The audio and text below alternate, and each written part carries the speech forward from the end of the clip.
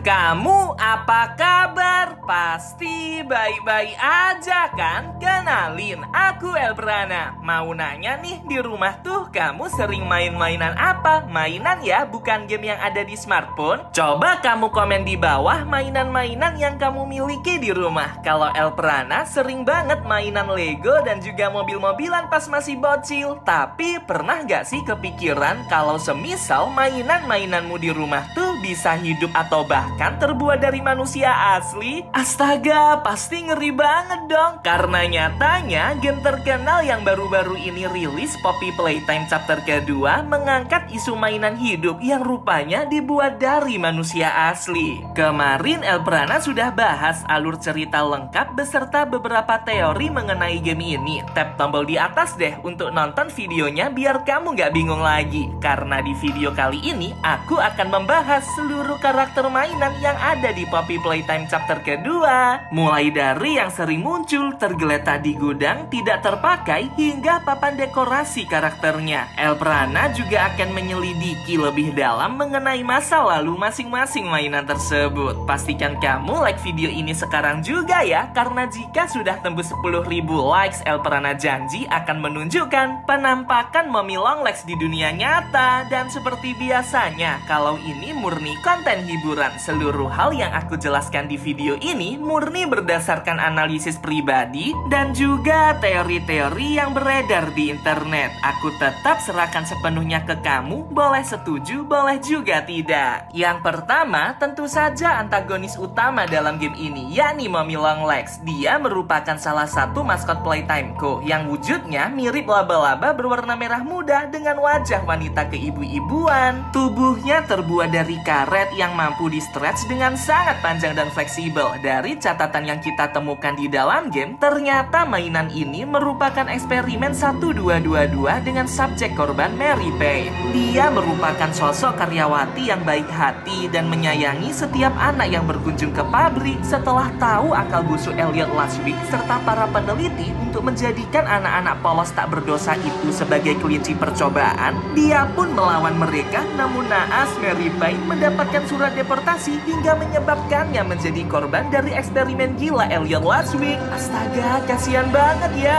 Setelah menjadi mainan pun, emosi dari Mary Payne masih terikat di dalamnya. Itulah sebabnya Mommy Longlegs dikenal sangat membenci para staf, namun menjadi lebih tenang dan penuh cinta saat berada di dekat anak-anak. Jadi bisa disimpulkan kalau Mommy Longlegs sebenarnya baik dan tidak sepenuhnya antagonis. Menurutmu gimana teman-teman? Sebelum Playtime-ku menghidupkan Mommy Longlegs, ternyata mainan ini melewati banyak proses penciptaan loh. Ada sebuah surat penolakan dari manajemen yang berkata mengenai dua versi desain mainan ini sebelum menjadi Mommy Longlegs yang sekarang. Coba deh lihat blueprintnya. Ini versi pertama, terlihat cukup lucu ya teman-teman, kayak anak-anak gitu wajahnya. Terus versi kedua, tubuhnya malah dibikin lebih pendek.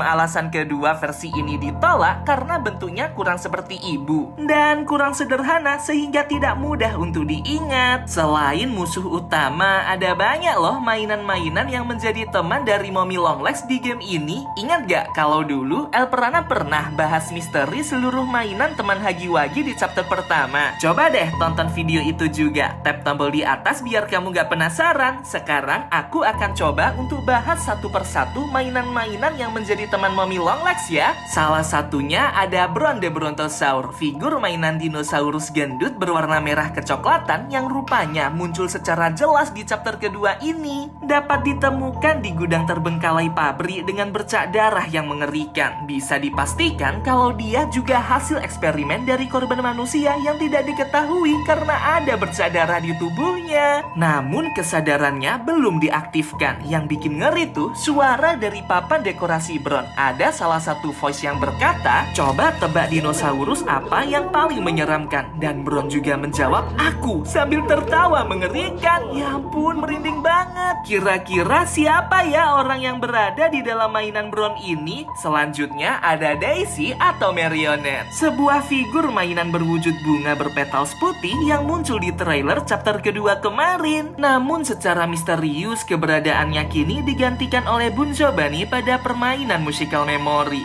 Kenapa ya? Setelah ku selidiki lebih lanjut, ada sebuah surat penolakan manajemen yang berkata kalau desain mainan Daisy ini terlalu menakutkan untuk anak-anak. Sehingga mereka menangis setiap melihat mainan itu. Ada kemungkinan surat penolakan inilah yang menyebabkan mainan Daisy digantikan oleh Bunso Bunny. Lalu yang keempat, ada Mini Wagi. Boneka Hagiwagi dalam wujud lebih kecil dengan warna yang lebih bervariasi dapat ditemukan di game Whack a Wagi yang harusnya terikat tali agar tidak menyerang anak-anak secara langsung saat pabrik masih beroperasi. Namun saat player memainkan game ini, Mommy Longlegs malah melepaskan talinya. Kamu tahu ini artinya dulu saat anak-anak di pabrik dipaksa bermain game ini, mereka tuh berhadapan secara langsung dengan makhluk boneka mainan Mini Wagi ini. Dan ada kalanya mereka benar-benar dilepaskan hingga membunuh anak-anak yang tidak cukup cekatan. Gila, Playtimeco ini benar-benar sadis di luar nalar ya. Mainan kelima ada Bunso Bunny. Elprana suka banget dengan mainan ini walau sebenarnya disayangkan dia memihak Mommy Longlegs.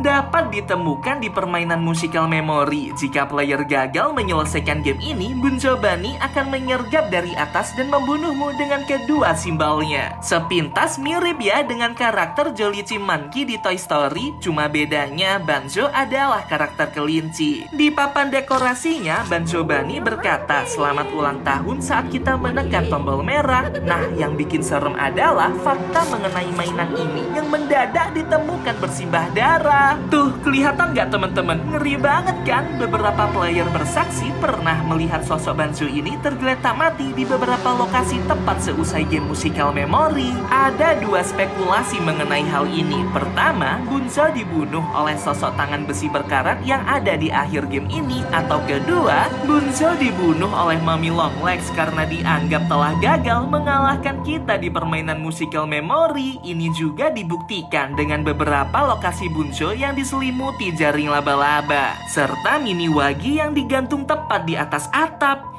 Menurutmu gimana teman-teman? Siapa yang sengaja membunuh Bunso dan juga Mini Wagi? Komen ya analisis kamu. Soalnya Mommy Longlegs ini kan cinta anak-anak tuh, dan mayoritas dari mereka dijadikan mainan seperti Hagiwagi, Kisimisi, Bunso, Bron, dan masih banyak lagi. Ini artinya tidak ada alasan bagi Mommy Longlegs untuk membunuh mereka karena dia menyayangi anak-anak, begitu juga mainan-mainan di area tersebut. Berbeda dengan boneka Poppy yang dikabarkan adalah Stella Graber, salah satu karyawan di pabrik. Mommy sangat membencinya sehingga dia menyanderanya dan tidak ingin Poppy mengganggu rencananya. Yang keenam ada PJ Park a Pillar, yakni mainan ulat berkepala anjing yang ternyata juga memihak Mommy Longlegs. Ada sebuah teori yang berkata kalau masing-masing bagian tubuh dari mainan ulat ini diciptakan dari satu korban anak-anak di eksperimen Elliot Watchwick. Masing-masing bagian tubuh ulat ini disatukan dengan kepala seekor anjing. Saat malam hari mereka kesepian sehingga keluar ke playground untuk bermain. Itulah sebabnya ada aturan bagi karyawan untuk tidak ke pabrik saat malam hari karena ditakutkan mereka bertemu dengan sosok ulat raksasa mengerikan itu. Serem juga sih, tapi Elprana kasihan sama anak-anak itu. Yang ketujuh ada Sir Poops a Lot, yakni mainan dengan figur seekor anjing bulldog. Perawakannya mirip bapak-bapak yang sedang buang air. Jangan salah sangka, mainan dengan tema buang air beneran ada loh di dunia nyata. Sehingga pihak Playtimeco mencoba untuk menciptakannya. Namun ide ini ditolak oleh pihak manajemen yang sepertinya berhubungan erat dengan Rich Avery. Dia merupakan karyawan yang dipindahkan ke bagian gudang karena pernah mengkritik manajemen Playtimeco pada chapter pertama. Dan sekarang muncul kembali di tab chapter kedua. Dia berkata kalau pihak manajemen akhirnya menuruti tuntutannya. Namun tab ini menunjukkan sosok gelap dari Sir Poops a Lot. Ada kemungkinan Rich Avery juga merupakan korban yang diubah menjadi mainan Sir Poops a Lot itu. Sikapnya yang kontra dengan perlakuan Playtimeco membuatnya celaka hingga dijebak oleh manajemen menjadi sebuah mainan. Astaga, Astaga, kasihan banget ya. Mainan ke-8 ada Owen the Oven. Mainan ini sebenarnya bagus, namun peredarannya ditarik karena dinilai terlalu berbahaya. Ada sebuah kasus anak-anak terkena luka bakar tingkat 3 sehingga mainan ini dianggap tidak cocok untuk anak-anak. Mainan ke-9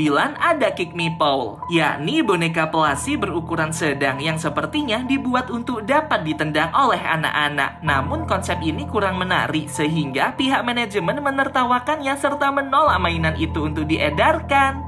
Sebenarnya mainan ini cukup unik loh. Mainan ke-10 ada Kissy Missy. Dia merupakan versi perempuan dari Huggy-Wuggy. Bulunya berwarna merah muda dan terlihat sangat baik karena dia membantu player untuk bebas. Alasan dia menjadi baik adalah karena kesadarannya sebagai manusia membuatnya tertarik untuk membantu player sebagai sesama manusia. Wah, aku jadi ngefans nih sama Kissy Missy. Dia baik banget. Ini adalah bukti kalau dulunya Kissy Missy juga manusia. Begitu juga dengan mainan-mainan lain. Contohnya Candy Cat. Sebuah catatan yang ditemukan dalam pabrik berkata kalau Candy Cat merupakan eksperimen percobaan dari korban bernama Makayla Haysop. Anak itu dipaksa untuk memainkan ketiga game di pabrik sambil diobservasi kelayakannya untuk diubah menjadi Candy Cat. Kasian banget ya nasib anak itu. Dan yang terakhir ada eksperimen 1006 atau juga dikenal sebagai prototype. Mainan ini sempat disinggung juga di chapter pertama. Ahli Science Playtime Co merekam video blog mengenai eksperimen ini. Sebuah mesin yang diciptakan dengan kecerdasan misterius yang secara sadar melakukan perlawanan. Dia kabur dari pusat penelitian dan merusak banyak objek di pabrik. Kemampuannya sangat hebat hingga mampu merusak seluruh sistem keamanan serta kamera CCTV dalam 28 detik saja. Nah, sosok yang mengambil momi Long Legs di akhir permainan merupakan prototipe 1006 ini. Ada yang bilang kalau itu Daddy Long Legs, ada juga yang percaya kalau itu adalah hal lain yang jauh lebih berbahaya. Apapun itu, yuk kita tunggu di chapter ketiga nanti. Ngomong-ngomong, makasih ya teman-teman buat seluruh teori yang kamu tulis di video sebelumnya. Tulis juga teori barumu di bawah. Elprana suka mempelajari setiap analisis dari kamu. Ya, inilah beberapa misteri mainan yang ada di Poppy Playtime chapter kedua. Gimana nih menurut kamu? Dari seluruh mainan tersebut, mana yang jadi favorit kamu? Oh iya, kalau kamu ingin merekomendasikan topik untuk dibahas di video berikutnya, jangan sungkan buat kirim ke email aks.elprana@gmail.com. Aku tunggu ya rekomendasi dari kamu. Sampai jumpa!